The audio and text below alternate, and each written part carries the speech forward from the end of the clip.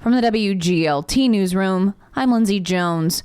A lawmaker who represents much of rural McLean County has proposed a law that he says would make it a felony to register non-citizens to vote. Republican State Representative Dan Calkins says he considers it a preventative measure against voter fraud, though he doesn't have evidence that ineligible voters are being registered in Illinois. I don't know the answer to that question. I guess, do you lock your house at night? A spokesperson for the State Board of Elections, Matt Dietrich, says the board does not comment on pending legislation, but he says knowingly registering ineligible voters is a form of voter fraud, and that's already a felony.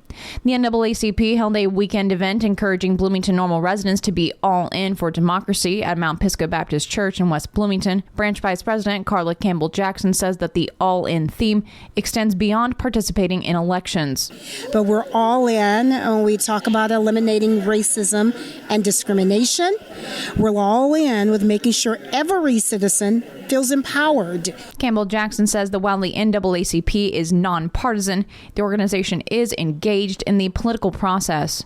Proponents of an Illinois law that bans assault-style weapons say they're confident the law will withstand its most recent legal challenge. Mawa Iqbal reports. Last week, a downstate federal judge heard arguments in a trial over the ban's constitutionality. Heather Weyervaught is an attorney and lobbyist for the law. Even if the judge finds in favor of the plaintiffs, there'll be an appeal, and that appeal would go to the Seventh Circuit, who has already said that they didn't think the plaintiffs were to succeed on the merits. Since the law took effect nearly 2 years ago, gun rights advocates have filed several lawsuits, arguing it violates the Second Amendment. The judge is expected to hand down a ruling in about a month.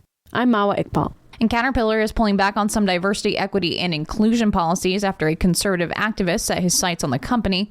Anti-DEI activist Robbie Starbuck posted an internal letter to employees from Caterpillar that told them any training programs will now be focused on only, quote, fostering high performance. Caterpillar has confirmed its authenticity.